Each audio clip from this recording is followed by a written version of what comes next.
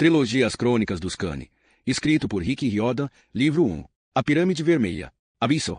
O que você vai ler neste livro é a transcrição de um registro digital. Em certos pontos, a qualidade do áudio era ruim. Por isso, algumas palavras e frases representam o melhor palpite do autor. Sempre que possível, ilustrações de símbolos importantes mencionados na gravação foram adicionadas. Ruídos de fundo, como os de xingamentos, agressões e tabefes entre os dois locutores, não foram transcritos. O autor não assegura a autenticidade do registro. Parece impossível que seja verdade o que dizem os dois jovens narradores, mas você, leitor, deverá decidir por si.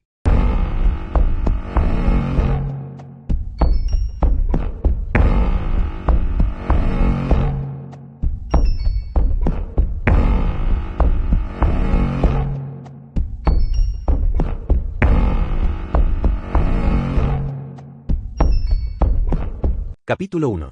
Uma morte na agulha. Carter. Temos apenas algumas horas, por isso escute com atenção. Se você está ouvindo esta história, já corre perigo. Sadie e eu podemos ser sua única chance. Vá para a escola. Encontre o armário. Não vou dizer que escola ou que armário, porque, se você é a pessoa certa, vai encontrá-los. A combinação é 13, 32, 33. Quando você terminar de ouvir a gravação, vai saber o que esses números significam. Lembre-se apenas de que a história que estamos começando a contar ainda não terminou. O final vai depender de você. O mais importante, quando abrir o embrulho e descobrir o que há dentro dele, não o guarde por mais de uma semana. Sim, será tentador. Mas o que quero dizer é que o que está nele vai lhe dar um poder quase ilimitado. E, se você ficar com ele por muito tempo, isso o consumirá. Domine rapidamente seus segredos e passe-o adiante. Esconda-o para ser achado pela pessoa seguinte, como Sadie e eu fizemos. Depois, prepare-se para ver sua vida ficar bem mais interessante. Tudo bem, Sadie está me dizendo para parar de enrolar e continuar com a história. Bom, acho que tudo começou em Londres, na noite em que nosso pai explodiu o British Museum. Meu nome é Carter Kane. Tenho 14 anos e minha casa é uma mala. Você acha que estou brincando? Desde os meus 8 anos, meu pai e eu viajamos pelo mundo. Nasci em Los Angeles, mas meu pai é arqueólogo, por isso seu trabalho o leva a muitos lugares. Vamos principalmente ao Egito, que é sua especialidade. Entre em uma livraria e encontre um livro sobre o Egito. Há uma boa chance de que tenha sido escrito pelo Dr. Julius Kane. Quer saber como os egípcios tiravam o cérebro das múmias, construíram as pirâmides ou amaldiçoaram a tumba do rei Tut? Meu pai tem a resposta. É claro, há outros motivos para ele ter mudado tanto de lugar, mas naquela época eu ainda não sabia seu segredo. Não frequentei a escola. Meu pai me dava aulas em casa, se bem que não havia uma casa.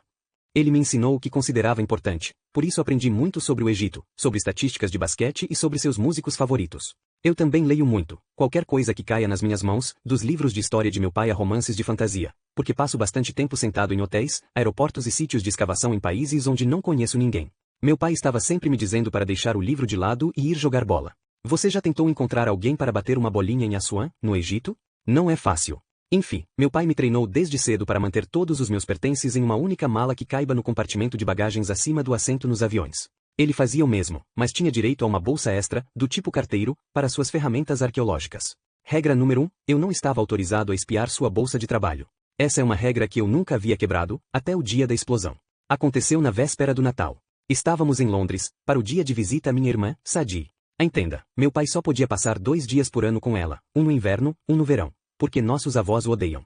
Depois que nossa mãe morreu, os pais dela, nossos avós, moveram uma grande batalha judicial contra meu pai. Após 6 advogados, 2 brigas de socos e um ataque quase fatal com uma espátula, nem me pergunte, meus avós conquistaram o direito de manter Sadie com eles na Inglaterra. Ela só tinha 6 anos, 2 a menos que eu, e eles não podiam ficar com nós dois, ou essa foi a desculpa que deram para não ficar comigo também. Assim, Sadie cresceu nos colégios britânicos, e eu viajei pelo mundo com meu pai. Só havíamos 2 vezes por ano, situação que, para mim, estava boa. Cala a boca, Sadie. Sim, já vou chegar a essa parte. Então, bem, meu pai e eu tínhamos acabado de aterrissar em Heathrow depois de alguns atrasos. Era uma tarde fria e úmida. No táxi, durante todo o trajeto até a cidade, meu pai parecia um pouco nervoso. Papai é um homem bem grande. Era difícil imaginar algo que pudesse deixá-lo tenso. Ele tem a pele marrom escura como a minha e olhos castanhos penetrantes, é careca e usa um cavanhaque, o que o deixa com jeito de cientista do mal. Naquela tarde, ele estava de casaco e com seu melhor terno, marrom, que costumava usar para as palestras. Normalmente, ele transmite tamanha confiança que domina qualquer ambiente onde entra, mas, às vezes, como naquela tarde, eu via outro lado dele que não conseguia entender. Meu pai olhava insistentemente para trás, como se estivéssemos sendo seguidos. Pai? Disse quando saíamos da A40. Algum problema? Nem sinal deles, resmungou ele. Deve ter percebido que tinha falado alto, porque depois me olhou meio assustado. Não é nada, Carter. Está tudo bem. Aquilo me incomodou, porque meu pai mentia muito mal. Eu sempre sabia quando ele estava escondendo algo, mas também sabia que poderia insistir à vontade e nunca conseguiria arrancar dele a verdade. Provavelmente, estava tentando me proteger, embora eu não soubesse de quê. Às vezes, eu me perguntava se ele teria algum segredo sombrio em seu passado, talvez algum antigo inimigo que o perseguia. Mas a ideia parecia ridícula. Meu pai era só um arqueólogo. Outra coisa que me incomodava, papai estava agarrado à bolsa com o material de trabalho. Com frequência, quando ele faz isso, significa que estamos em perigo. Como quando atiradores invadiram nosso hotel no Cairo. Ouvi disparos no saguão e desci correndo para ver se havia acontecido algo com meu pai. Quando cheguei lá, ele estava totalmente tranquilo, fechando o zíper da bolsa, enquanto 3 atiradores inconscientes balançavam no ar, pendurados pelos pés no lustre, as cabeças cobertas pelas túnicas, à mostra, as cuecas samba-canção. Papai disse não ter visto nada, e, no fim, a polícia atribuiu a ocorrência a um curto-circuito no lustre. Em outra ocasião, fomos pegos no meio de um tumulto em Paris. Meu pai escolheu um carro estacionado perto de nós, empurrou-me para dentro, para o banco traseiro, e me disse que ficasse abaixado. Eu me joguei no piso do automóvel e mantive os olhos bem fechados. Podia ouvir meu pai no assento do motorista, vasculhando sua bolsa de trabalho, resmungando algo para si mesmo enquanto a multidão gritava e destruía coisas do lado de fora. Alguns minutos mais tarde, ele me disse que podíamos sair, que era seguro. Todos os outros carros no quarteirão haviam sido virados e incendiados. Já o nosso estava lavado e polido, com várias notas de 20 presas sob os limpadores de para-brisa. De qualquer maneira, passei a respeitar aquela bolsa. Era nosso amuleto da sorte. E quando papai a mantinha por perto, significava que íamos mesmo precisar de sorte. Atravessamos o centro da cidade rumo a leste, na direção da casa de meus avós. Passamos pelos portões dourados do Palácio de Buckingham e pela grande coluna de pedra na Trafalgar Square. Londres é um lugar muito legal, mas, depois de viajar por tanto tempo, todas as cidades começam a se misturar. Quando eu conheço outras crianças, elas costumam dizer, puxa, você tem sorte por viajar tanto. Mas o caso é que não passávamos o tempo conhecendo os lugares, nem tínhamos muito dinheiro para viajar com estilo. Já tínhamos estado em locais bem ruins, e raramente ficávamos por mais de alguns dias. Na maior parte do tempo, era como se fossemos fugitivos, não turistas. Quer dizer, ninguém podia imaginar que o trabalho do meu pai era perigoso. Ele faz palestras sobre assuntos como a magia do Egito pode realmente matar você, as punições preferidas no mundo inferior egípcio e outros pelos quais a maioria das pessoas não se interessa. Mas, como eu disse, ele tem aquele outro lado. Meu pai é sempre muito cauteloso, verifica cada quarto de hotel antes de entrarmos. Ele entra depressa em um museu, examina seus artefatos, faz as anotações e sai ainda mais rapidamente, como se tivesse medo de ser detectado pelas câmeras de segurança. Uma vez, quando eu era mais novo, atravessamos correndo o aeroporto Charles de Gaulle para pegar um voo de última hora, e meu pai não relaxou até que o avião decolasse. Perguntei, objetivamente, do que ele estava fugindo, e ele me olhou como se eu tivesse acabado de remover o pino de uma granada. Por um segundo, tive medo de que me dissesse a verdade. No entanto, ele respondeu, Carter, não é nada. Como se nada fosse a coisa mais terrível do mundo. Depois disso, decidi que talvez fosse melhor não fazer perguntas. Meus avós, os Faust, moram em um condomínio perto de Canary Wharf, bem às margens do rio Tamisa. O táxi parou junto ao meio-fio e meu pai pediu que o motorista esperasse. Estávamos na metade da calçada quando papai parou. Ele se virou e olhou para trás. O que é? Perguntei. Então, eu vi o homem com o casaco comprido. Ele estava do outro lado da rua, apoiado em uma grande árvore morta. Era gordo, com pele da cor de café torrado. O casaco e o terno preto de risca de giz pareciam caros. Os cabelos longos estavam presos em uma trança e ele usava um chapéu fedora, que de tão baixo no rosto encostava nos óculos escuros redondos. Ele me lembrava daqueles músicos de jazz a que meu pai sempre me levava para assistir. Eu não conseguia ver seus olhos, mas tinha a impressão de que estavam focados em nós. Talvez fosse um velho amigo ou colega de papai. Qualquer que fosse nosso destino, meu pai sempre encontrava conhecidos. Mas achei estranho o homem estar esperando ali, do lado de fora da casa de meu avô. E ele não parecia muito satisfeito. Carter, disse meu pai, entre na frente. Mas, vá buscar sua irmã. Eu encontro vocês no táxi. Ele atravessou a rua para ir ao encontro do homem de casaco comprido, o que me deixava com duas possibilidades, segui-lo e descobrir o que estava acontecendo ou fazer o que ele tinha mandado. Decidi pelo caminho menos perigoso. Fui buscar minha irmã. Antes que eu pudesse sequer bater, Sadie abriu a porta. Atrasado, como sempre. Ela segurava sua gata, Muffin, que tinha sido um presente de despedida de meu pai 6 anos antes. Muffin parecia não crescer nem envelhecer. Seu pelo era amarelo e preto, como um leopardo em miniatura, os olhos amarelos eram atentos e as orelhas pontudas pareciam grandes demais para sua cabeça. Um pingente egípcio prateado enfeitava sua coleira. A gata não se parecia muito com Muffin, mas Sadie era pequena quando escolheu o nome, então acho que devemos relevar. Sadie também não havia mudado muito desde o último verão. Ela está aqui do meu lado enquanto gravo, olhando para mim de cara feia, por isso acho melhor tomar cuidado ao descrevê-la. Você nunca diria que ela é minha irmã. Para começar, ela mora em Londres há tanto tempo que já tem certo sotaque britânico. Depois, ela puxou a nossa mãe, que era branca, por isso tem a pele muito mais clara que a minha. Seus cabelos são lisos, cor de caramelo, não exatamente louros, mas claros, e ela costuma fazer mechas com cores vibrantes. Naquele dia, tinha mechas vermelhas do lado esquerdo. Seus olhos são azuis. Estou falando sério. Olhos azuis, como os de nossa mãe. Ela só tem 12 anos, mas é tão alta quanto eu, o que é realmente irritante.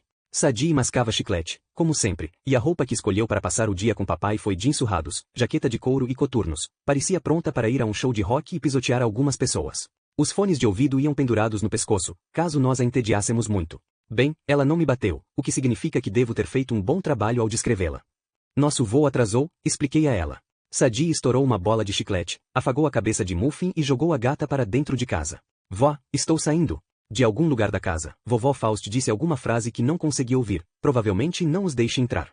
Sadie fechou a porta e me olhou como se eu fosse um rato morto que sua gata levará para ela. Então, aqui estão vocês outra vez. Vamos, então, suspirou Sadie. Vamos logo com isso. Ela era assim. Nada de como passou os últimos 6 meses. Que bom vê-lo, ou coisa parecida. Mas eu não me incomodava com isso. Quando você só vê a outra pessoa 2 vezes ao ano, ela acaba parecendo mais um primo distante que uma irmã. Não tínhamos absolutamente nada em comum, exceto pai e mãe. Nós descemos a escada. Eu ia pensando que o perfume de Sadie me lembrava uma combinação de casa de pessoas velhas e chiclete, quando ela parou tão de repente que me choquei contra ela. Quem é aquele? Perguntou.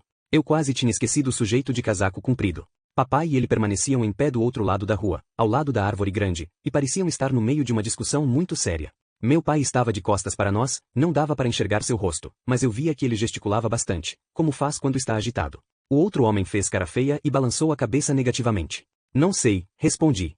Ele estava ali quando descemos do táxi. Parece que o conheço. Sadie franziu a testa, como se tentasse lembrar. Vamos. Papai disse que esperássemos no táxi, avisei, mesmo sabendo que era inútil. Sadie já estava andando. Em vez de atravessar logo a rua, ela disparou pela calçada por meio quarteirão, abaixando-se atrás dos automóveis, depois atravessou para o outro lado e ficou encolhida atrás de um muro baixo de pedras. Então começou a se aproximar de nosso pai sorrateiramente. Eu não tinha alternativa senão fazer o mesmo, embora me sentisse meio estúpido agindo daquela maneira. 6 anos na Inglaterra e ela pensa que é James Bond, resmunguei. Sadie fez um gesto de desdém, como se espantasse uma mosca, sem olhar para trás, e continuou se movendo. Mais alguns passos e estávamos atrás da grande árvore morta. Eu ouvi meu pai falando do outro lado. É necessário, Amos. Você sabe que essa é a atitude correta. Não, respondeu o outro homem, que devia ser Amos. A voz era grave e firme, bastante obstinada. O sotaque era americano. Se eu não o impedir, Julius, eles o impedirão. Operanque está atrás de você. Sadie se virou para mim e moveu os lábios formando as palavras. Pero quê? Eu balancei a cabeça, tão confuso quanto ela. Vamos sair daqui, cochichei, porque achava que seríamos notados a qualquer momento, e estaríamos muito encrencados. Sadie me ignorou, é claro. Eles não sabem dos meus planos, disse meu pai. E quando descobrirem alguma coisa, e as crianças? Perguntou Amos. Os pelos da minha nuca se arrepiaram. E quanto a elas? Insistiu ele. Já tomei providências para protegê-las, respondeu papai. Além disso, se eu não fizer nada todos estaremos em perigo. Agora deixe-nos. Não posso, Julius. É o que você quer, me enfrentar? O tom de meu pai tornou-se definitivamente sério. Não poderia me vencer, Amos. Eu não via meu pai recorrer à violência desde o incidente da grande espátula, e não estava muito ansioso para assistir aquilo de novo, mas os 2 homens pareciam estar indo na direção de um confronto. Antes que eu pudesse reagir, Sadie se levantou e gritou, papai. Meu pai pareceu surpreso ao ser abraçado, mas não tanto quanto o outro homem, Amos. Ele recuou tão depressa que tropeçou no próprio casaco. O homem tinha tirado os óculos, e não pude deixar de pensar que Sadie estava certa. Ele parecia familiar, como uma lembrança muito distante. Eu preciso ir, anunciou Amos. Ele ajeitou o chapéu na cabeça e se afastou apressadamente pela rua. Nosso pai observou enquanto o homem ia embora, com um braço sobre os ombros de Sadie e uma das mãos no interior de sua bolsa de trabalho, pendurada no ombro. Finalmente, quando Amos dobrou a esquina e desapareceu, papai relaxou. Ele tirou a mão de dentro da bolsa e sorriu para Sadie. Oi, meu bem. Sadie se afastou e cruzou os braços. Ah, agora é meu bem, não é? Você está atrasado. O dia da visita do papai está quase acabando. E o que foi isso? Quem é Amos, e o que é Perank? Papai ficou tenso. Ele me olhou como se tentasse perceber quanto da conversa havíamos escutado. Não é nada, respondeu ele, tentando soar animado. Planejei uma tarde maravilhosa. O que acham de uma visita especial ao British Museum? Sadie afundou-se no banco traseiro do táxi, entre mim e meu pai. Não acredito nisso, resmungou ela. Só temos algumas horas juntos e você quer fazer pesquisa. Papai tend to soar. Meu bem, vai ser divertido. O curador da coleção egípcia nos convidou pessoalmente, certo, grande surpresa. Sadie soprou a franja de mechas vermelhas para longe dos olhos. Véspera de Natal, e vamos ver relíquias egípcias emboloradas. Você nunca pensa em outra coisa? Papai não ficou zangado. Ele nunca se zanga com Sadie. Simplesmente olhou pela janela, para o céu escuro e para a chuva. Sim, respondeu ele em voz baixa. Eu penso. Sempre que papai ficava assim quieto, olhando para o nada, eu sabia que ele estava pensando em nossa mãe. Nos últimos meses isso tinha acontecido bastante. Eu entrava no quarto de hotel e o encontrava com o celular na mão, a foto de mamãe sorridente olhando-o da tela, os cabelos dela presos sob um lenço, os olhos azuis brilhando muito na paisagem do deserto. Ou estávamos em algum sítio de escavação e eu percebia papai olhando para o horizonte. Sabia que ele estava lembrando como a conhecera, 2 jovens cientistas no Vale dos Reis, em uma escavação cujo propósito era encontrar a tumba perdida. Papai era egiptólogo. Mamãe era antropóloga e procurava DNA antigo. Ele tinha contado essa história 1000 vezes. Nosso táxi seguia pela margem do Tâmisa. Quando passamos pela ponte Waterloo, meu pai ficou repentinamente tenso. Motorista, chamou ele. Pare aqui um instante. O motorista parou na margem Vitória. O que é, pai? Perguntei. Ele saiu do carro como se não tivesse me ouvido. Quando Sadie e eu nos juntamos a ele na calçada, papai estava olhando para a agulha de Cleópatra. Caso você nunca tenha visto, a agulha é um obelisco, não uma agulha, e nada tem a ver com Cleópatra. Acho que os britânicos simplesmente decidiram que o nome soava legal quando levaram o monumento para Londres. O obelisco tem cerca de 20 metros de altura, o que teria sido realmente impressionante no Egito Antigo, mas, no Tâmisa, com todos aqueles edifícios enormes em volta, parecia pequeno e triste. Era possível passar de carro por ele sem sequer perceber que aquilo era alguma coisa milhares de anos mais velha que a cidade de Londres. Meu Deus!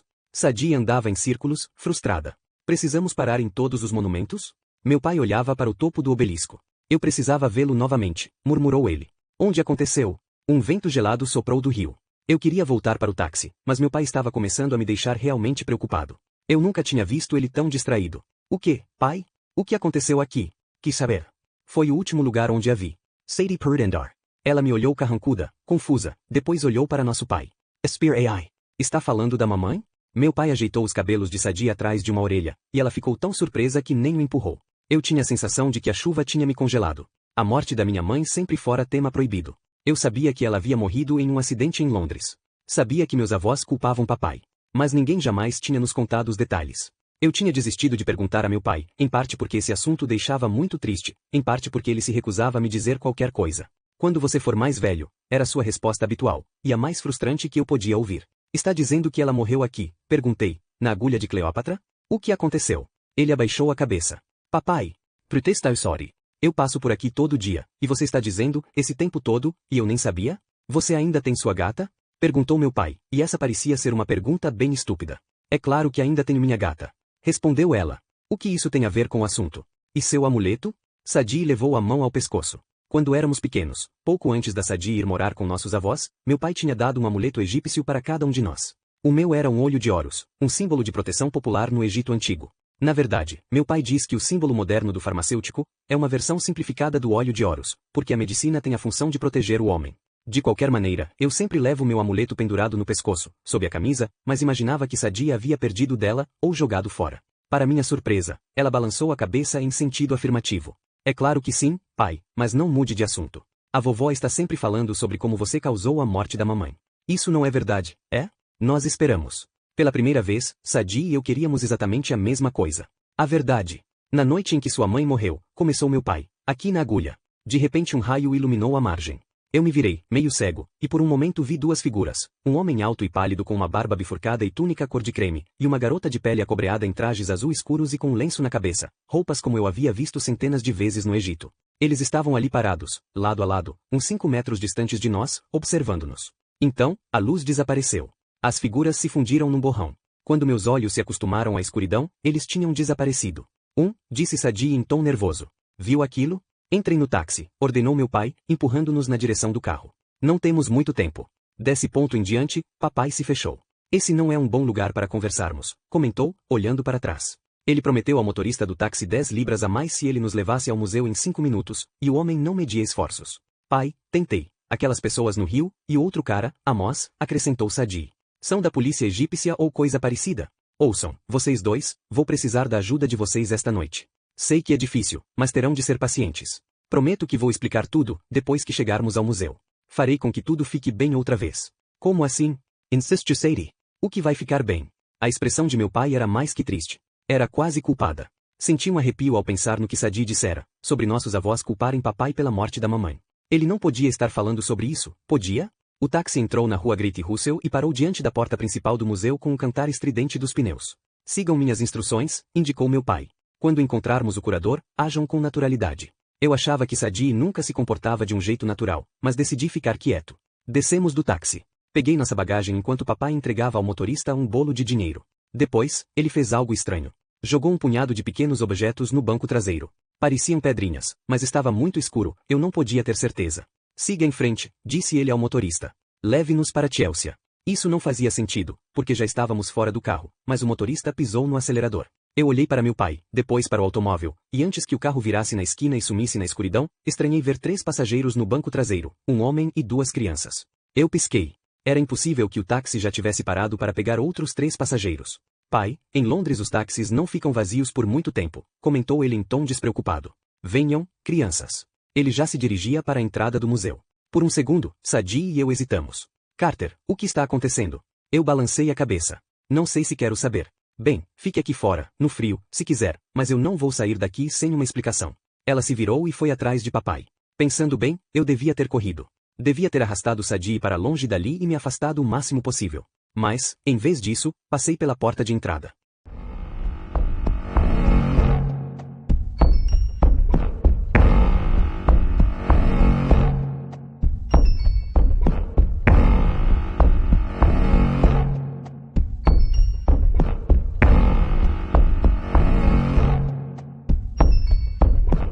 Capítulo 2.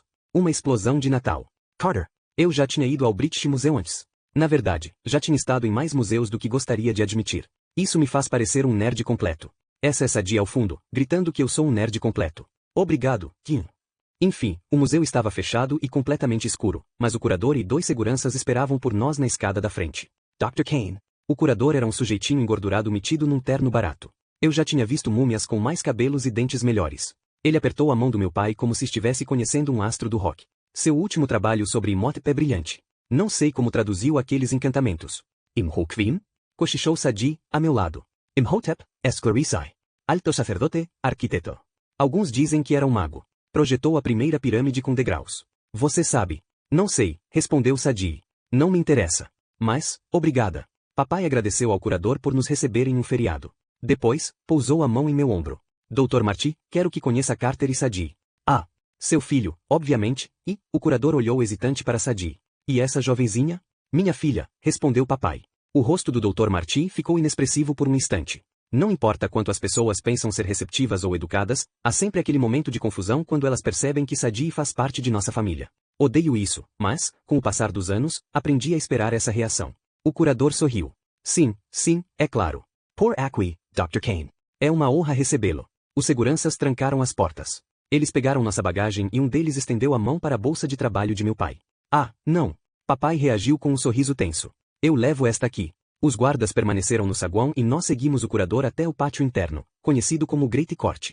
Era sombrio à noite. A luminosidade pálida do teto abaulado de vidro espalhava sombras que se cruzavam pelas paredes como uma gigantesca teia de aranha. Nossos passos ecoavam no piso de mármore. Então, disse meu pai, a pedra. Sim, respondeu o curador. Mas não sei que nova informação poderá extrair dela. A morte já foi exaustivamente estudada. É nosso artefato mais famoso, é claro. É claro, concordou meu pai. Mas você pode se surpreender. O que ele está tramando agora? Kachichu Sadie. Eu não respondi. Tinha um palpite sobre que pedra eles estavam discutindo, mas não conseguia imaginar por que meu pai nos arrastaria para vê-la na véspera do Natal. Fiquei me perguntando o que ele quase tinha nos dito na agulha de Cleópatra. Alguma coisa sobre nossa mãe e a noite em que ela havia morrido. E por que ele estava sempre olhando em volta, como se esperasse que aquelas pessoas que surgiram do nada na agulha aparecessem novamente. Estávamos trancados em um museu cercado por guardas e aparato de segurança de alta tecnologia. Ninguém poderia nos incomodar ali, eu esperava. Viramos à esquerda na ala egípcia. As paredes eram recobertas por grandiosas estátuas de faraós e deuses, mas meu pai passou por elas e caminhou diretamente para a atração principal no centro da sala. Linda, murmurou. E não é uma réplica? Não, garantiu o curador. Nem sempre mantemos a pedra verdadeira em exposição, mas, para você, esta é real. Olhávamos para um pedaço de rocha cinzenta com cerca de 90 centímetros de altura e 60 de largura. Estava em um pedestal, dentro de uma cápsula de vidro. A superfície plana da pedra tinha sido entalhada com 3 linhas distintas de escrita.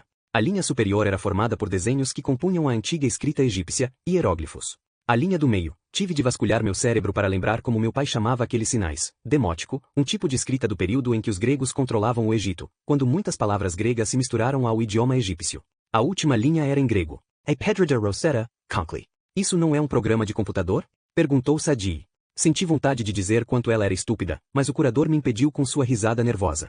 Mocinha, a Pedra de Rosetta foi a chave para decifrar os hieróglifos. Foi descoberta pelo exército de Napoleão em 1799.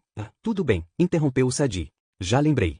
Eu sabia que ela só queria encerrar o discurso do curador, mas meu pai não desistia tão fácil.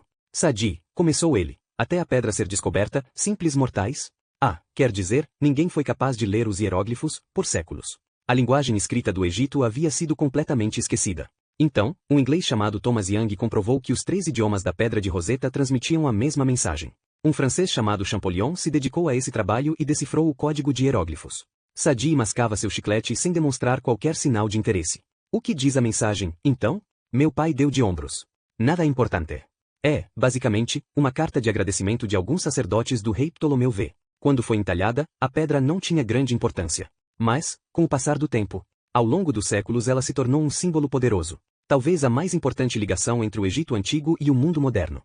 Fui tolo por não ter percebido seu potencial antes. Agora eu estava confuso, aparentemente, o curador também. Dr. Kane? Perguntou ele. Sente-se bem? Meu pai respirou profundamente. TCO desculpas, Dr. Martin. Estava apenas, pensando alto. Será que pode remover o vidro? E se puder buscar os artigos que solicitei, que integram seus arquivos? Dr. Martin Essential. Ele digitou um código em um pequeno controle remoto e a frente do vidro se abriu com um estalo. Vou precisar de alguns minutos para ir buscar as anotações, disse o Dr. Marty. Se fosse qualquer outra pessoa, eu hesitaria em permitir acesso irrestrito à pedra, mas sei que você vai ser muito cuidadoso. Ele olhou para nós como se pudéssemos criar problemas. Sadie e eu. Seremos todos muito cuidadosos, prometeu papai. Assim que os passos do Dr. Martin se afastaram por um corredor, meu pai olhou para nós com uma expressão muito agitada. Crianças, isso é muito importante. Vocês precisam sair desta sala e ficar lá fora. Ele tirou do ombro a alça da bolsa de trabalho e a abriu apenas o suficiente para pegar nela uma corrente de prender bicicleta e um cadeado. Sigam o Dr. Marty. Vão encontrar o escritório dele no final do Grand Corte, à esquerda. Só há uma entrada. Quando estiverem lá, passem esta corrente por dentro dos puxadores da maçaneta e prendam com o cadeado. Precisamos atrasá-lo. Quer que tranquemos o curador no escritório? Pergunta Sadie, subitamente interessada. Brin, pai, o que está acontecendo? Eu quis saber. Não temos tempo para explicações, disse ele. Esta será nossa única chance. Eles estão vindo. Quem está vindo? Indicou Sadie. Papai segurou os ombros dela. Meu bem, eu amo você. E sinto muito. Lamento por muitas coisas, mas não temos tempo agora. Se isso der certo, prometo que farei tudo ser muito melhor para nós todos. Carter, você é meu homem valente. Precisa confiar em mim. Lembrem-se, tranquem o Dr. Marty. Depois, fiquem longe daqui. Acorrentar a porta do escritório do curador foi fácil. Mas, assim que terminamos o trabalho, olhamos para o caminho que havíamos percorrido até ali e vimos uma luz azul surgindo da galeria egípcia, como se nosso pai tivesse instalado nela um gigantesco aquário cintilante. Sadie olhou para mim. Sinceramente, tem alguma ideia sobre o que ele está tramando? Nenhuma. Mas ele tem se comportado de um jeito estranho ultimamente. Tem pensado muito na mamãe. Ele guarda a foto dela. Eu não queria dizer mais nada. Felizmente, Sadie assentiu, indicando que havia entendido. O que ele carrega naquela bolsa? Não sei. Ele me disse que nunca olhasse dentro dela. Sadie ergueu uma sobrancelha. E você nunca olhou? Meu Deus, é bem sua cara, mesmo, Carter. Você não tem jeito. Eu queria me defender, mas, nesse momento, um tremor sacudiu o chão. Assustada, Sadie agarrou meu braço. Ele disse que devíamos ficar longe daquela sala. Suponho que vá obedecer essa ordem também. Na verdade, essa ordem parecia perfeitamente boa para mim, mas Sadie saiu correndo, e, depois de um instante, eu decidi segui-la. Quando chegamos à entrada da galeria egípcia, paramos de repente. Nosso pai estava em pé diante da Pedra de Rosetta, de costas para nós. Um círculo azul brilhava no chão, em volta dele, como se alguém tivesse acendido tubos de neon escondidos sob o piso. Meu pai tinha tirado o casaco. A bolsa carteiro estava aberta a seus pés, revelando uma caixa de madeira de uns 60 centímetros de comprimento decorada com imagens egípcias. O que ele está segurando? Kachichi Sadie. Aquilo é um bumerangue? Com toda certeza, quando meu pai levantou a mão, ele brandia uma espécie de bastão encurvado. Parecia um boomerang. Mas, em vez de arremessar o objeto, ele o encostou na Pedra de Rosetta. Sadie prendeu o falago. Meu pai estava escrevendo na pedra. Onde o bumerangue encostava, linhas azuis cintilantes surgiam no granito. Hieróglifos. Não fazia sentido. Como ele podia escrever palavras cintilantes com um bastão? Mas a imagem era clara e brilhante. Chifres de carneiro sobre um quadrado e um X, abra, murmurou Sadie. Eu olhei para ela, porque tive a impressão de que minha irmã tinha traduzido a palavra, mas isso era impossível. Eu vivia com meu pai havia anos e não conseguia ler mais do que alguns poucos hieróglifos. Era algo muito difícil de aprender. Meu pai levantou os braços. Ele entoou, Vuser e mais 2 símbolos hieroglíficos surgiram azuis e brilhantes na superfície da pedra de Roseta. Mesmo perplexo, reconheci o primeiro. Era o nome do deus egípcio da morte. Vuser Zosurai. Jamais ouvirá pronunciado daquele jeito, mas sabia que o significado era o mesmo. Osiris. Osíris, venha, disse Sadi, como se estivesse em transe. Então, seus olhos se arregalaram. Não! Gritou ela. Papai, não! Nosso pai se virou, surpreso.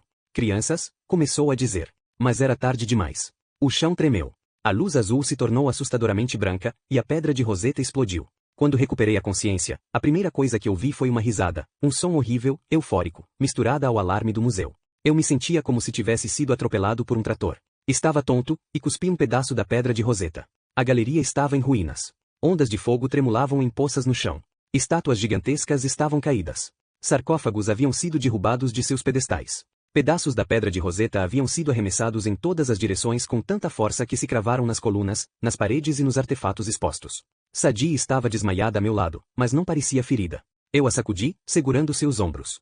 Resmungo ela.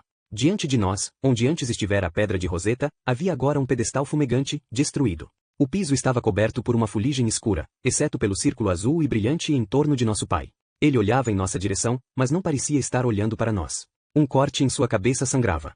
Ele segurava o bumerangue com força. Eu não entendia o que ele estava olhando. Então, a horrível gargalhada ecoou novamente pela sala, e percebi que ela soava à direita, à minha frente. Havia alguma coisa entre meu pai e nós. No início, quase não consegui distinguir, era apenas um calor, uma energia tremulante. Quando me concentrei, porém, pude enxergar uma forma vaga, o nebuloso contorno de um homem de fogo. Ele era mais alto que papai, e sua gargalhada era cortante, assustadora. Bom trabalho, disse ele. Muito bom trabalho, Julius. Você não foi invocado. A voz de meu pai tremia. Ele levantou o bumerangue, mas o homem estalou um dedo e o bastão voou de sua mão, estilhaçando-se contra uma parede. Eu nunca sou invocado, Julius, respondeu o homem em voz baixa. Mas quando você abre a porta, deve estar preparado para receber visitas. Volte para o Dua. Ordenou meu pai com firmeza. Eu tenho o poder do grande rei. Ah, que medo, respondeu o homem de fogo em tom debochado. Mesmo que soubesse usar esse poder, e você não sabe, ele nunca me dominou. Eu sou o mais forte. Agora vai ter o mesmo destino que ele. Eu não conseguia entender nada, mas sabia que devia ajudar meu pai. Tentei pegar o fragmento de pedra mais próximo de mim, mas estava tão apavorado que sentia meus dedos imóveis, paralisados. Minhas mãos para nada serviam. Papai olhou para mim como se dissesse, saia. Percebi que ele se esforçava para manter o homem de costas para nós, esperando que Sadi e eu escapássemos sem sermos notados. Sadi ainda estava atordoada. Consegui arrastá-la para trás de uma coluna, para as sombras. Quando ela começou a protestar, cobre sua boca com a mão. Isso a despertou completamente. Ela viu o que acontecia e parou de lutar contra mim. Alarm Sorum. O fogo bloqueava as portas da galeria. Os seguranças deviam estar a caminho, mas eu não sabia se isso era bom para nós. Meu pai se abaixou, mantendo os olhos fixos no inimigo, e abriu a caixa de madeira pintada. Tirou dela uma vareta parecida com uma régua. Murmurou algumas palavras, e a vareta se transformou em um cajado do tamanho dele. Seires Ufoku gritou.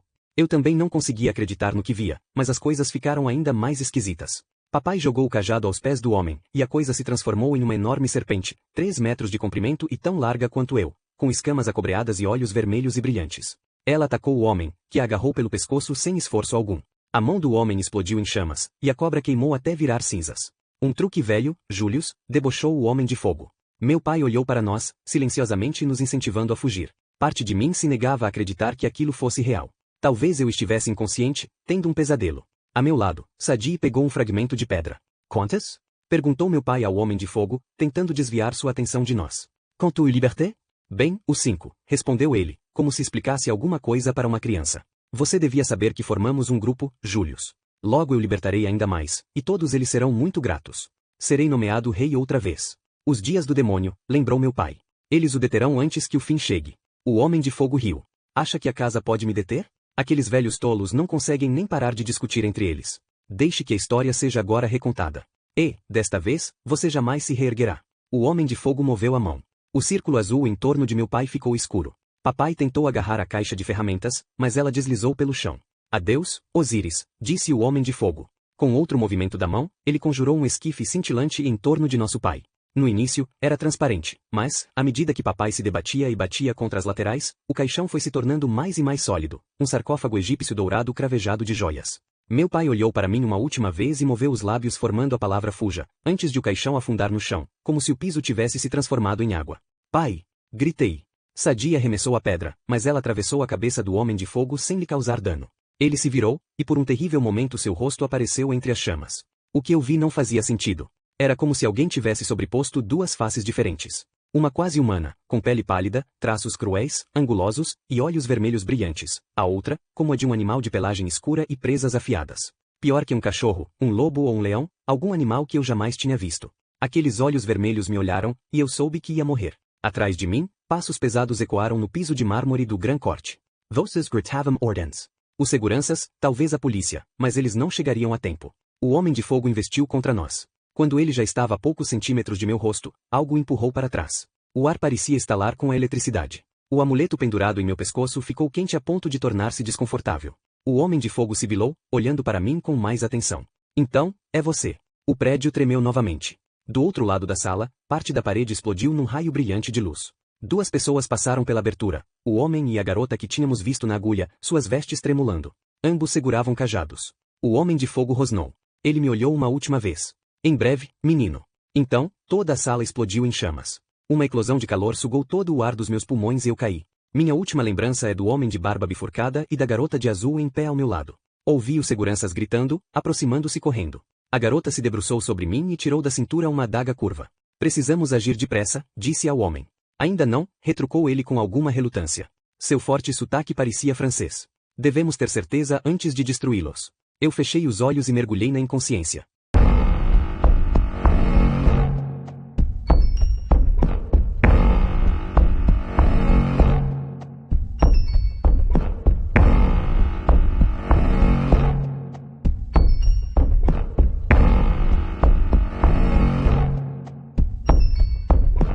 Capítulo 3. Aprisionada com minha gata. Série. Dê logo a droga do microfone. Oi, aqui é Sadie. Meu irmão é uma droga como contador de histórias. Peço desculpas por isso. Mas agora eu estou aqui, então tudo vai ficar bem. Vejamos. A explosão. A pedra de Roseta em 1 milhão de pedaços. O diabo de fogo. Papai dentro de um caixão. O francês apavorante e a garota árabe com uma faca. Nós dois desmaiados. Certo. Assim que acordei, a polícia já estava lá, como era de esperar. Eles me separaram do meu irmão. Eu não me incomodei com essa parte. Ele é mesmo chato. Mas me trancaram no escritório do curador por séculos. E, sim, eles usaram nossa corrente de prender bicicleta para isso. Cretinos. Eu estava arrasada, é claro. Tinha acabado de ser nocauteada por um sei lá o que de fogo. Tinha visto meu pai ser encaixotado em um sarcófago e afundar no chão. Tentei contar tudo isso à polícia, mas eles se interessaram? Não. Pior de tudo. Eu sentia um arrepio persistente, como se alguém enfiasse agulhas geladas em minha nuca. Começou quando eu olhei para aquelas palavras azuis e brilhantes que meu pai escrevera na pedra de Roseta e soube o que significavam. Uma doença de família, talvez? Pode o conhecimento dessas chatices sobre o Egito ser hereditário? Com a sorte que eu tenho. Muito tempo depois de meu chiclete ter perdido o sabor, a policial finalmente me deixou sair do escritório. Não me fizeram perguntas. Apenas me conduziram até uma viatura policial e me levaram para casa. Mesmo então, não tive permissão para explicar nada a meus avós. A policial simplesmente me levou para meu quarto e lá eu esperei. E esperei. Não gosto de esperar. Andei de um lado para o outro.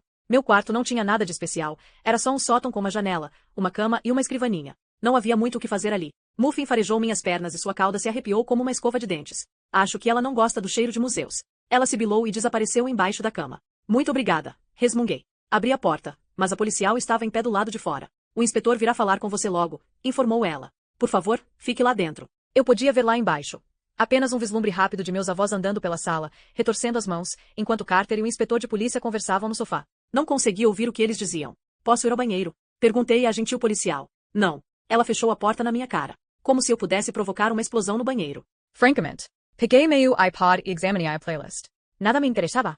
Aborrecida, eu me joguei na cama. Quando estou distraída demais para a música, a situação é realmente triste. Porque Carter tinha sido o primeiro a falar com a polícia. Isso não era justo. Mexi no colar que papai tinha me dado. Nunca soube ao certo o significado daquele símbolo. O de Carter era um olho, evidentemente, mas o meu parecia um anjo, ou talvez um robô alienígena assassino. Porque meu pai perguntou se eu ainda tinha o amuleto. É claro que eu ainda o tinha. Era o único presente que ele um dia me dera. Bem, além da Muffin, e com o comportamento daquela gata, eu não sabia se podia chamá-la mesmo de presente. Papai praticamente me abandonara quando eu tinha 6 anos, afinal. O colar era o único elo que eu tinha com ele. Nos dias bons, eu olhava para o amuleto e me lembrava de papai com carinho. Nos dias ruins, que eram muito mais frequentes, eu o jogava do outro lado do quarto e pisava nele, e amaldiçoava meu pai por não estar por perto, uma atitude que eu achava muito terapêutica. mas, no final, sempre devolvia o pingente ao meu pescoço. De qualquer maneira, durante toda aquela esquisitice no museu, e eu não estou inventando nada disso, o colar tinha ficado mais quente. Eu quase o tirei, mas não podia deixar de pensar se ele estava realmente me protegendo de alguma forma. Farei tudo ser muito melhor, papai tinha dito com aquela expressão culpada que ele sempre exibe quando está comigo. Bem, tinha sido um fracasso colossal, pai. O que ele estava pensando? Eu queria acreditar que tudo não tinha passado de um pesadelo. Os hieróglifos brilhantes, o cajado que virava cobra, o caixão. Essas coisas simplesmente não acontecem. Mas eu sabia que não era exatamente assim. Eu não teria sido capaz de sonhar com nada tão horrível quanto o rosto do Homem de Fogo quando ele se virou para nós. Em breve, menino, ele tinha dito a Carter, como se pretendesse nos encontrar. Imaginar era suficiente para fazer minhas mãos tremerem. Eu também não conseguia deixar de pensar na parada na agulha de Cleópatra, em como papai tinha insistido em ver aquele lugar, como se estivesse tomando coragem, como se o que ele pretendia fazer no British Museum tivesse alguma relação com minha mãe. Meus olhos vagaram pelo quarto e pararam na escrivaninha. Não, pensei. Não vou fazer isso. Mas eu fui até lá e abri a gaveta. Empurrei para o lado algumas moedas velhas, meu estoque de doces, uma coleção de lições de matemática que eu tinha esquecido de entregar e algumas fotos com minhas amigas Liz e Emma, experimentando chapéus ridículos no Camden Market. E embaixo de tudo isso estava o retrato de mamãe. Meus avós tinham pilhas de fotos. Eles mantinham o altar para Ruby no armário do corredor.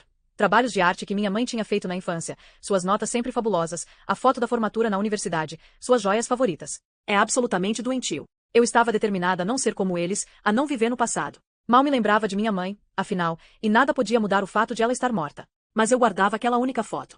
Mamãe e eu em nossa casa em Los Angeles, logo depois de eu ter nascido. Ela estava em pé na varanda, com o Oceano Pacífico atrás, segurando um bebê gordinho e cheio de dobras que um dia cresceria e se tornaria uma pessoa. O bebê nem chamava muita atenção, mas mamãe estava linda, mesmo de short e camiseta velha. Seus olhos eram azuis. Os cabelos louros estavam presos por uma fivela. A pele era perfeita. Comparada à dela, a minha é deprimente. As pessoas sempre dizem que sou parecida com ela, mas eu não conseguia nem ao menos me livrar das espinhas, que dirá parecer assim tão linda e madura. Herda Phaser Coretta Carter. A foto me fascinava porque eu quase não me lembrava do tempo que tivemos juntas. Mas a principal razão para eu guardar aquele retrato era o símbolo na camiseta de minha mãe, um daqueles símbolos de vida, um ankh. Minha mãe, morta, ostentando um símbolo de vida. Nada podia ser mais triste. Mas ela sorria para a câmera como se soubesse um segredo. Como se ela e meu pai compartilhassem uma piada só deles. Lá no fundo, alguma coisa me incomodava. Aquele homem encorpado no casaco comprido, aquele que estivera conversando com meu pai na frente de casa, ele tinha dito alguma coisa sobre o Perank. Será que ele estava se referindo ao ankh símbolo da vida? E, se sim, o que era um per? Não podia ser pera, podia? A Ferda? Eu tinha a sinistra sensação de que, se visse as palavras Perank escritas em hieróglifos, saberia o significado. Guardei a fotografia de mamãe. Peguei um lápis e virei uma das folhas do dever de casa que eu não tinha chegado a entregar. O que aconteceria se eu tentasse desenhar as palavras Perank? Eu saberia qual era o desenho correto. Quando encostei o lápis no papel, a porta de meu quarto se abriu. Senhorita Kane? Eu me virei e deixei cair o lápis. Um inspetor de polícia estava parado na porta. Sério. O que está fazendo? Dever de matemática, respondi.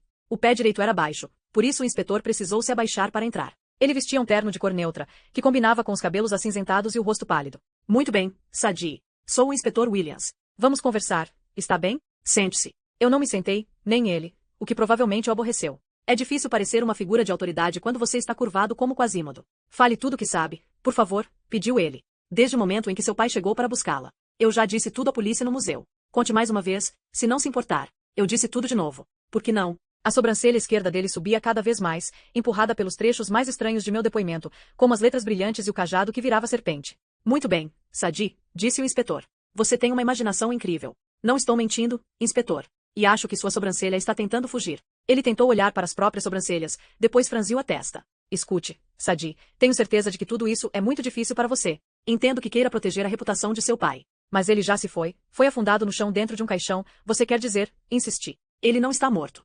O inspetor Williams abriu as mãos. Sadie, eu sinto muito. Mas precisamos descobrir por que ele praticou esse ato de... Bem, ato de quê? Ele pigarreou incomodado. Seu pai destruiu artefatos muito valiosos e, aparentemente, acabou se matando nesse processo. Gostaríamos muito de saber por quê. Eu o encarei. Está dizendo que meu pai é um terrorista? Você é louco? Telefonamos para alguns conhecidos de seu pai.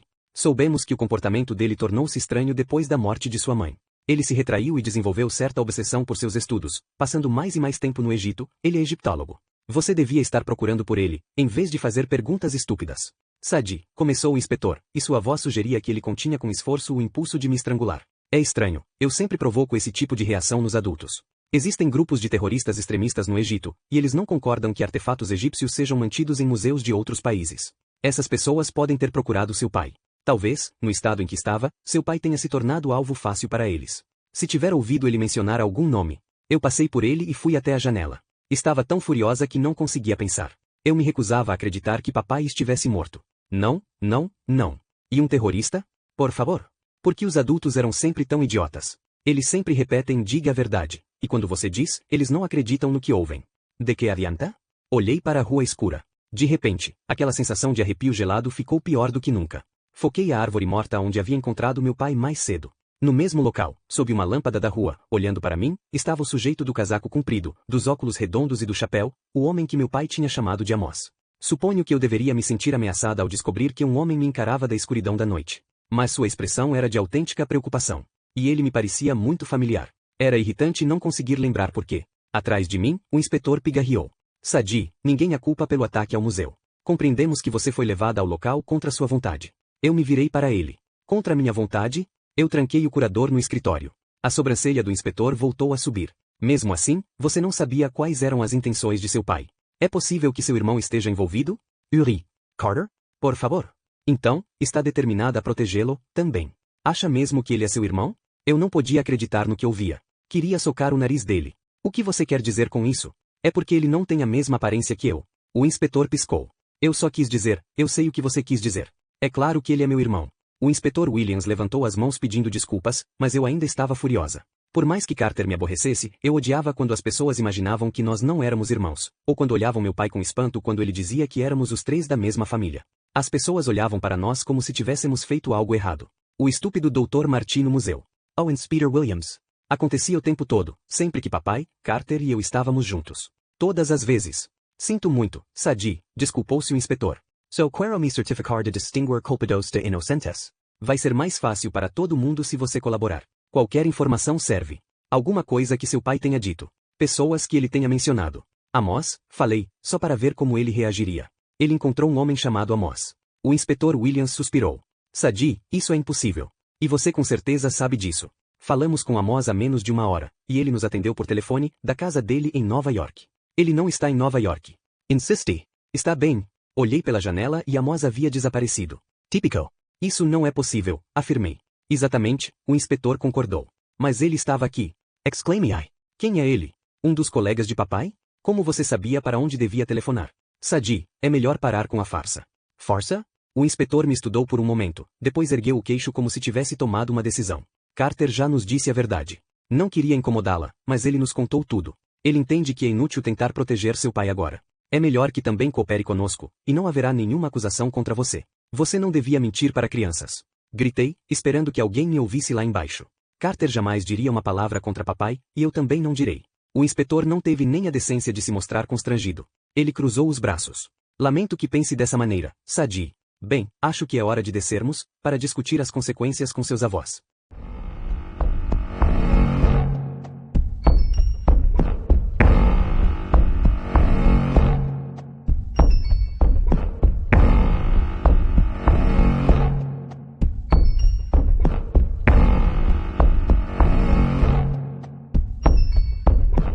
Capítulo 4. Raptados por alguém não tão estranho. Série. Eu simplesmente adoro reuniões de família. Muito aconchegantes, com as guirlandas de Natal emoldurando a lareira, um delicioso bule de chá e um detetive da Scotland Yard pronto para prender você. Carter estava encolhido no sofá, abraçado à bolsa carteiro de nosso pai. Não sei por que a polícia permitiu que ele ficasse com aquilo. Devia ser uma prova ou alguma coisa do tipo, mas o inspetor nem parecia notá-la. Carter parecia horrível, quer dizer, ainda pior do que de costume. Francamente, o menino nunca tinha estado em uma escola de verdade, e ele se vestia como um professor em início de carreira, com calça caque, camisa de botões e mocassins nos pés. Ele não é feio, acho. É razoavelmente alto, está em forma, e os cabelos não são tão ruins. Ele tem os olhos do papai. E minhas amigas Liz e Emma até disseram que ele é sexy quando viram sua foto, um comentário que devo considerar com certa moderação porque, A. Ele é meu irmão e B. Minhas amigas são meio malucas. Com relação às roupas, Carter não saberia reconhecer o que é sexy nem que caísse sobre sua cabeça. Ah, não olhe para mim desse jeito, Carter. Você sabe que é verdade.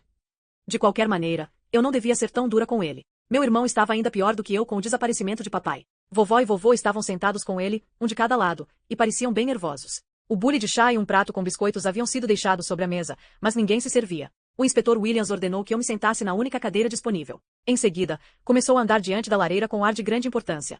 2 outros policiais estavam parados diante da porta da frente, a mulher de antes e um guarda grandalhão que não tirava os olhos dos biscoitos. Senhor e senhora Faust, começou o inspetor Williams, receio termos aqui 2 crianças que não querem cooperar. Vovó Maxie na bem vestido.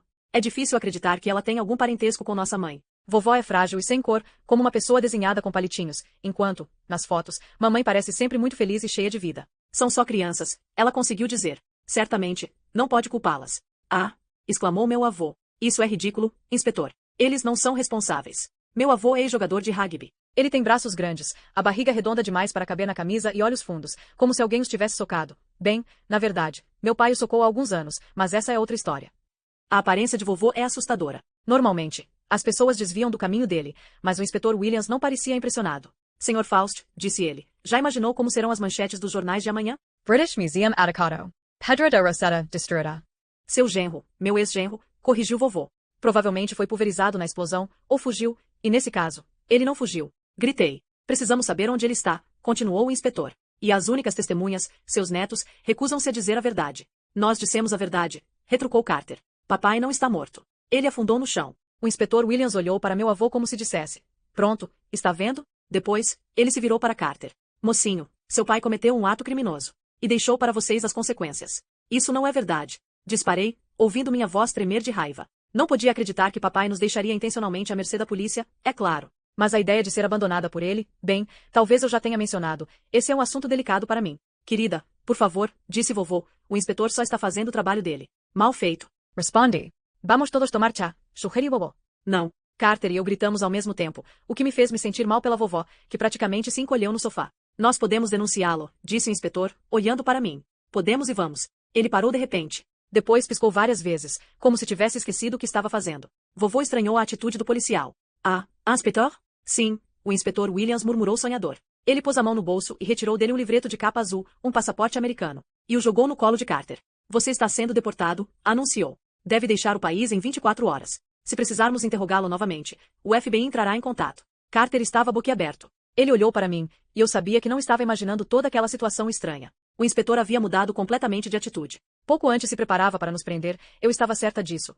E, de repente, do nada, ele deportava Carter. Até os outros policiais pareciam confusos. Senhor? A policial manifestou-se. Tem certeza? Quieta, Linley. Vocês dois podem ir. Os policiais hesitaram até Williams fazer um gesto com a mão, expulsando-os. Então, eles se retiraram e fecharam a porta ao sair. Aspirei, disse Carter. Meu pai desapareceu e você quer que eu deixe o país? Ou seu pai está morto ou ele é um fugitivo. Filho, respondeu o inspetor. Deportação é a opção mais generosa. E já foi providenciada. Por quem? Quis saber meu avô. Quem autorizou? Foram. O inspetor adotou novamente aquela expressão estranha, vazia. Foram as autoridades competentes. Acredite, é melhor do que a detenção. Carter parecia devastado demais para falar. Mas, antes que eu pudesse sentir pena dele, o inspetor Williams olhou para mim. E você também, mocinha. Era como se ele tivesse me atingido com uma marreta. Está me deportando? Perguntei. Eu moro aqui. É cidadã americana. E, nas atuais circunstâncias, é melhor você voltar para casa. Eu encarei sem dizer nada. Não conseguia me lembrar de nenhuma outra casa além daquela em que eu morava. Meus amigos na escola, meu quarto, tudo o que eu conhecia estava ali. Para onde eu vou? Inspetor, minha avó falou com voz trêmula. Isso não é justo. Não creio que. Vou lhe dar tempo para se despedir, o inspetor a interrompeu. Depois franziu a testa, como se estranhasse as próprias atitudes. Eu, preciso ir. Nada fazia sentido. E o inspetor parecia perceber que tudo ali era absurdo, mas já se dirigia à porta mesmo assim. Quando ele a abriu, eu quase pulei da cadeira, porque o homem de preto, Amos, estava parado do outro lado. Ele tinha se livrado do casaco e do chapéu, mas ainda usava o mesmo terno risca de giz e os mesmos óculos redondos. Seus cabelos trançados reluziam com contas douradas. Eu achei que o inspetor ia dizer alguma coisa ou manifestar surpresa, mas ele nem reparou na presença de Amos. Apenas passou por ele e caminhou para a noite. Amos entrou e fechou a porta. Meus avós se levantaram. Você, disparou meu avô, furioso. Eu devia saber. Se fosse mais jovem, ia surrá-lo até deixá-lo no chão. Olá, Sr. E. S.R.A. Faust, cumprimenta Amos. Ele olhou para Carter e para mim como se fossemos problemas que ele devesse solucionar. É hora de termos uma conversa. Amos estava bem à vontade. Ele se acomodou no sofá e se serviu de uma xícara de chá. E comeu um biscoito, o que era bem perigoso, porque os biscoitos da vovó eram horríveis. Eu tinha a impressão de que a cabeça de meu avô ia explodir. Seu rosto estava vermelho vivo. Ele se aproximou de Amos pelas costas e levantou a mão como se fosse agredi-lo, mas o homem continuou comendo o biscoito. Por favor, sentem-se, disse ele. E todos nós nos sentamos. Isso era o mais estranho, quase como se esperássemos por sua ordem. Até meu avô baixou a mão e deu a volta no sofá. Ele se sentou ao lado de Amos com um suspiro aborrecido. Amos bebia seu chá e olhava para mim com algum desprazer. Isso não era justo, eu pensei. Eu não tinha uma aparência tão ruim, considerando tudo o que tínhamos acabado de passar. Em seguida, ele olhou para Carter e grunhiu. O momento é péssimo, resmungou. Mas não tem outro jeito. Eles terão de vir comigo. Como disse, Perguntai. Não vou a lugar nenhum com um desconhecido com o rosto sujo de biscoito. Ele realmente tinha migalhas de biscoito no rosto. Mas, aparentemente, não se importava, porque nem se deu o trabalho de verificar. Não sou um desconhecido, Sadi, disse ele. Não lembra? Era assustador ouvi-lo falar comigo daquele jeito tão familiar. Eu sentia que devia conhecê-lo. Olhei para Carter, mas ele parecia tão intrigado quanto eu. Não, Amos. Vovó manifestou-se, tremendo. Não pode levar Sadi. Temos um acordo. Julius rompeu esse acordo hoje, retrucou Amos. Sabe que não pode mais cuidar de Sadi. Não depois do que aconteceu. A única chance deles é virem comigo. Por que iríamos com você a algum lugar? Pergunta Carter. Você quase brigou com meu pai. Amos olhou para a bolsa no colo de Carter. Vejo que está com a bolsa de seu pai. Isso é bom. Vai precisar dela. Quanto a me meter em brigas, Julius e eu brigávamos muito. Se não percebeu, Carter, eu estava tentando impedi-lo de fazer uma bobagem. Se ele tivesse me ouvido, agora não estaríamos nesta situação. Eu não tinha ideia do que ele estava falando, mas meu avô parecia entender. Você e suas superstições, exclamou ele. Eu disse que não queríamos nos meter nisso. Amos apontou para o quintal nos fundos. Pelas portas envidraçadas era possível ver as luzes brilhando sobre o Tamisa. Era uma vista belíssima à noite, quando não se podia notar quanto alguns edifícios estavam mal conservados. Superstição, é? Perguntou Amos. Mas você achou um lugar para morar na margem leste do rio. Vovô ficou ainda mais vermelho. Foi ideia de Ruby. Ela achou que isso nos protegeria. Mas Ruby se enganou sobre muitas coisas, não é? Por exemplo, ela confiou em Julius e em você. Amos Pericia e Nightingale. Ele tinha um perfume interessante, temperos antigos, goma copal e âmbar, como o cheiro das lojas de incenso em Covent Garden. Ele terminou de beber seu chá e olhou diretamente para minha avó. Senhora Faust, a senhora sabe o que começou. A polícia é a menor de suas preocupações. Minha avó engoliu em seco. Você mudou o pensamento do inspetor. Você o fez deportar Sadi. Era isso ou as crianças irem presas. Esperei, interrompi os dois. Você mudou os pensamentos do inspetor Williams? Como? Amos deu um bruxo. Não é nada permanente. Na verdade, precisamos chegar a Nova York na próxima hora, mais ou menos, antes que o inspetor comece a se perguntar por que os deixou escapar. Carter ria com incredulidade. Ninguém consegue ir de Londres a Nova York em uma hora. Nem mesmo o avião mais veloz. Não, concordou Amos. Um avião não consegue. Ele olhou novamente para vovô como se tudo estivesse resolvido. Senhora Faust, Carter e Sadi só têm uma opção segura. Sabe disso, não é? Eles irão para a mansão no Brooklyn. La poderei protegê-los. Você tem uma mansão, disse Carter. No, Brooklyn. Amos sorriu para ele como se o comentário o divertisse. É a mansão da família. Lá vocês estarão seguros. Mas nosso pai, vocês nada podem fazer por ele agora, declarou Amos com tristeza. Lamento, Carter. Explicarei mais tarde, mas posso garantir que Julius ia querer que ficassem em segurança. E, para isso, precisamos ser rápidos. Receio ser tudo o que você tem. Foi um comentário meio grosseiro, eu achei. Carter olhou para vovô e para vovó. Depois, ele assentiu, triste. Sabia que eles não o queriam por perto. Carter era, para eles, um lembrete constante de nosso pai. E, sim, essa era uma razão estúpida para não acolher o próprio neto, mas era assim. Bem, Carter pode fazer o que ele quiser, eu me manifestei. Mas eu moro aqui. E não vou a lugar algum com um estranho. Vou? Olhei para a vovó esperando obter apoio. Mas ela olhava para as toalhinhas de renda sobre a mesa como se, de repente, elas fossem muito interessantes. Vovô, com certeza. Mas ele também não olhava para mim. Seus olhos estavam fixos em Amos. Pode tirá-los do país? Esperei. Protestai. Amos levantou-se e limpou as migalhas do paletó. Ele caminhou até as portas envidraçadas e olhou para o rio.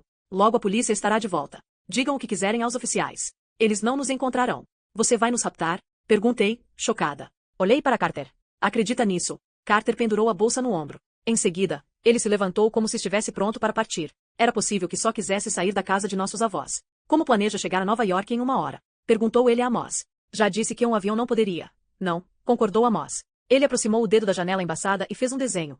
Outro maldito hieróglifo. Um barco, disse eu, percebendo em seguida que tinha traduzido aquilo em voz alta, e eu não deveria saber fazer isso. Amos olhou para mim por cima dos óculos redondos. Como? Quis dizer que esse último desenho parece ser de um barco, expliquei, apressada. Mas não pode ser isso. Seria ridiculo. Veja. Carter gritou. Eu me aproximei dele e da porta que levava aos fundos. No pier, vimos um barco ancorado. Mas não era um barco comum. Não, era um barco egípcio com duas tochas acesas na frente e um grande leme na parte de trás. Uma figura de casaco longo preto com a cabeça coberta por um chapéu, possivelmente Amos, esperava na posição do condutor da embarcação. Vou confessar que, pela primeira vez, fiquei sem palavras.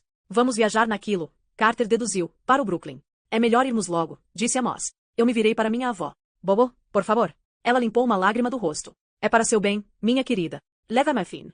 Ah, sim, concordou Am? Não podemos esquecer a gata. Ele se dirigiu à escada. Como se atendesse a um chamado. Muffin desceu nesse momento e saltou para meus braços. E ela nunca fazia isso. Quem é você? Perguntei a Amos. Era evidente que eu não tinha opção, mas queria respostas, pelo menos. Não podemos simplesmente partir com um desconhecido. Não sou um desconhecido. Amos sorriu para mim. Sou da família. E, De repente, eu me lembrei daquele rosto sorrindo, dizendo, Feliz aniversário, Sadi.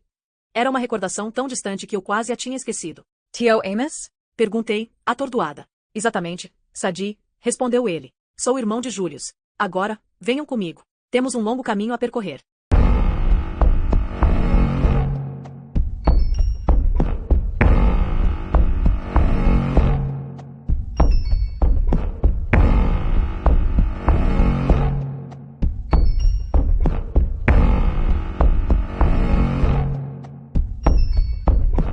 Capítulo 5.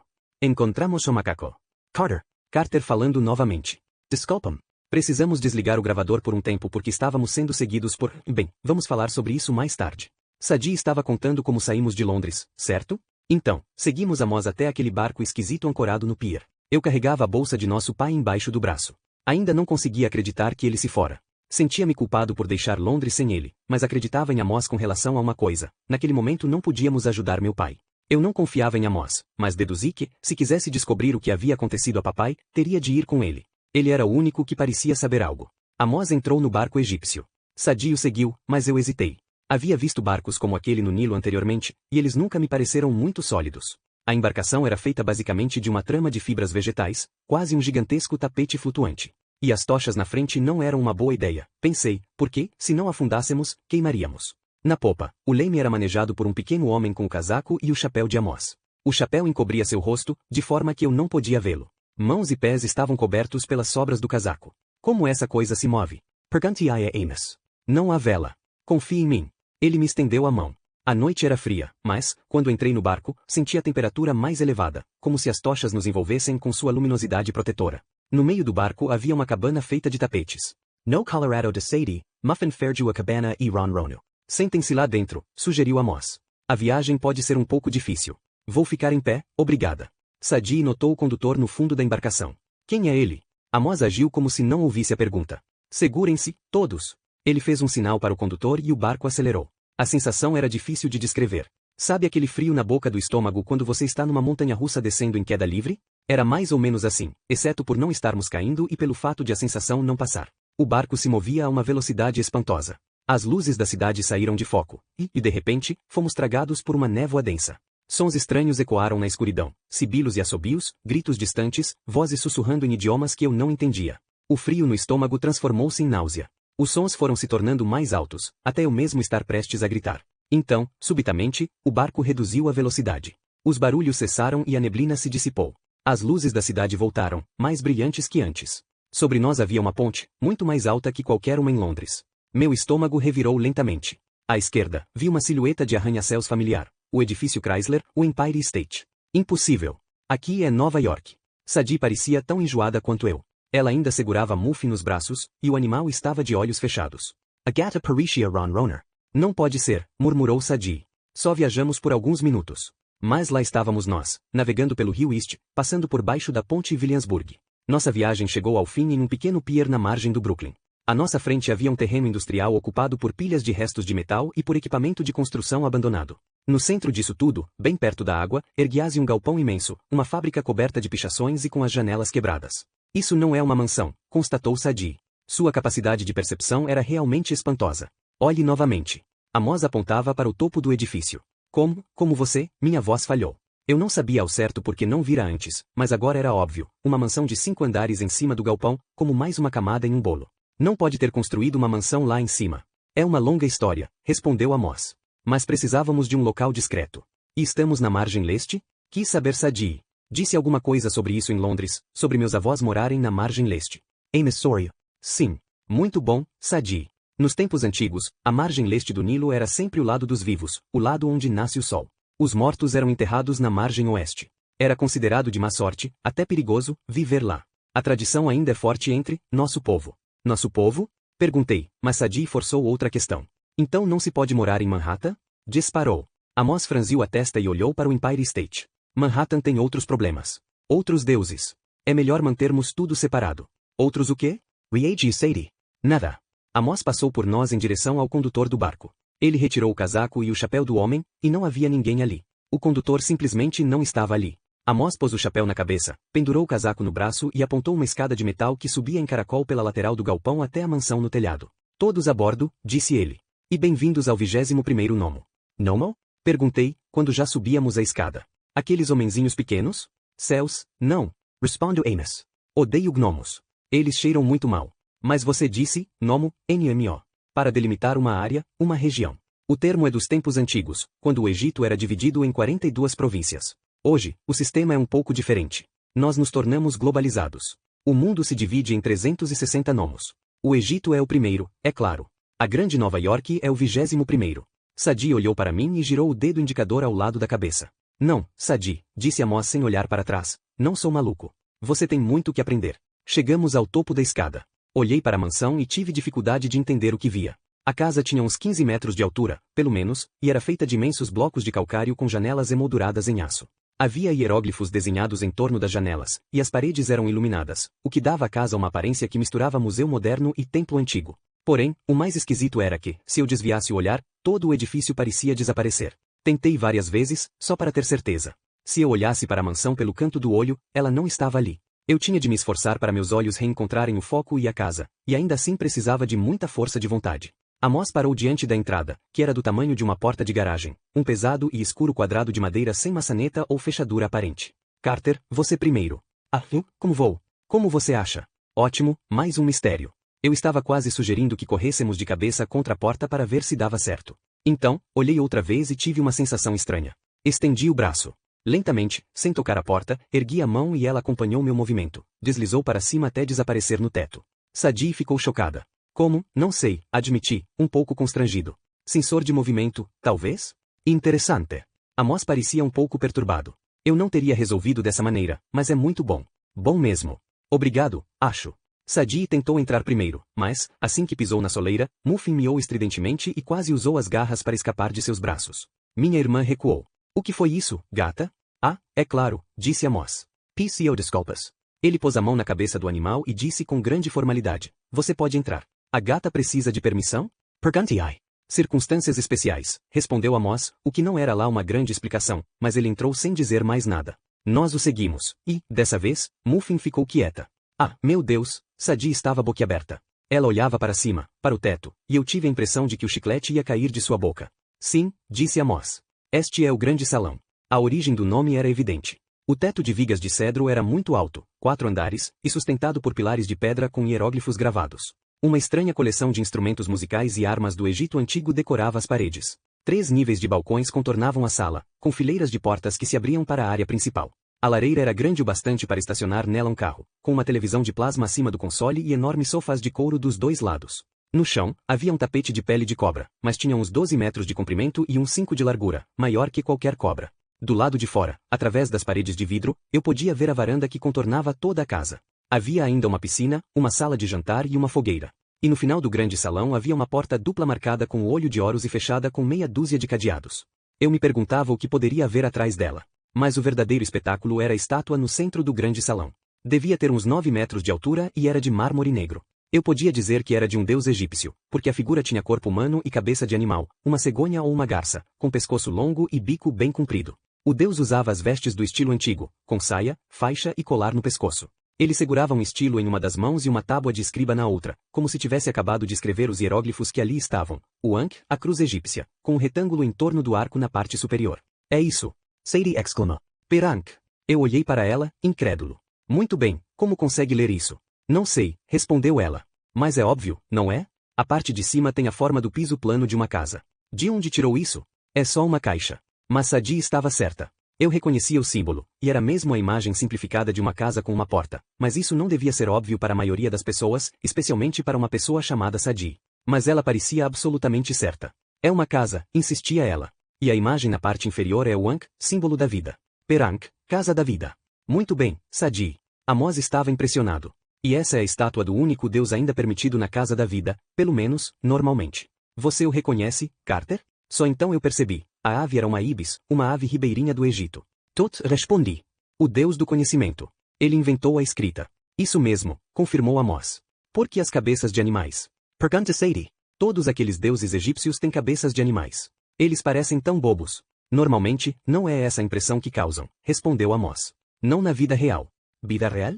Repeti. Ah, tá? Está falando como se os conhecesse pessoalmente. A expressão de Amos não me tranquilizou. Ele parecia estar lembrando alguma coisa desagradável. Os deuses podem aparecer em muitas formas, é normal que surjam como inteiramente humanos ou animais. Mas, às vezes, eles aparecem na forma híbrida, como essa. São forças primais, uma espécie de ponte entre a humanidade e a natureza. São retratados com cabeças de animais para mostrar que existem em dois mundos diferentes ao mesmo tempo. Entendam? Nem um pouquinho, respondeu Sadi. Amos não se mostrava surpreso. Sim, temos um extenso treinamento pela frente. De qualquer modo, o Deus diante de vocês, Thoth, fundou a Casa da Vida, da qual esta mansão é o quartel-general na região. Ou era. Sou o único membro remanescente no 21º nomo. Ou era, até vocês dois chegarem. Spear AI. Eu tinha muitas perguntas, tantas que nem conseguia pensar por qual começar. O que é a Casa da Vida? Porque Thoth é o único Deus permitido nela, e porque você, Carter, entendo como se sente. Amos sorriu com simpatia. Mas é melhor discutirmos essas questões à luz do dia. Você precisa dormir, e não quero que tenha pesadelos. Você acha que vou conseguir dormir? Miau. Muffin se espreguiçou nos braços de Sadi e deixou escapar um longo bocejo. Amos bateu palmas. Kufu. Eu pensei que ele tinha espirrado, porque Chufu é um nome esquisito, mas um homenzinho com uns 90 centímetros de altura, pelos dourados e uma camisa roxa desceu a escada com um jeito engraçado de andar. Levei um segundo para perceber que era um babuíno vestindo uma camiseta dos Los Angeles Lakers. O babuíno deu um salto e aterrissou em nossa frente. Ele mostrou os dentes e fez um som que era meio rugido, meio arroto. Seu hálito cheirava a Doritos sabor nacho. E tudo o que consegui dizer foi, eu torço para os Lakers. O babuíno bateu com as duas mãos na cabeça e gritou novamente. Chufu gosta de você, constatou Amos. Vão se dar muito bem. Certo. Sadie Paricia atordora. Você tem um macaco como mordomo. Por que não? Muffin ronronou no colo de Sadi, como se o babuíno não a incomodasse em nada. Fez o babuíno. Amos riu. Ele quer jogar com você, Carter. Para saber como você se sai. Eu me movi, inquieto. Sim. É claro. Talvez amanhã.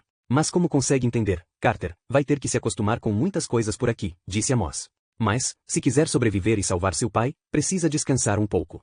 Desculpe, interfere you Sadie. Você disse sobreviver e salvar seu pai? Pode ser mais claro? Amanhã, respondeu Amos. Começaremos a orientação de vocês de manhã. Chufu, mostre a eles onde ficam os quartos, por favor. Aka, Granho Obabono. Ele se virou e caminhou para a escada. Infelizmente, a camiseta dos Lakers não cobria todo o seu traseiro colorido. Estávamos nos preparando para seguir o macaco quando Amos chamou. Carter, a bolsa, por favor. Acho melhor trancá-la na biblioteca. Eu hesitei. Quase havia esquecido a bolsa pendurada em meu ombro, mas aquilo era tudo o que eu tinha de meu pai.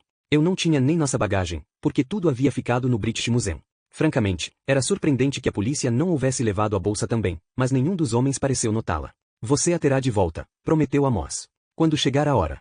Ele pedia com educação, mas algo em seus olhos me dizia que, na verdade, eu não tinha escolha. Entreguei a bolsa. Amos a pegou com cuidado, como se ela estivesse cheia de explosivos. Até amanhã.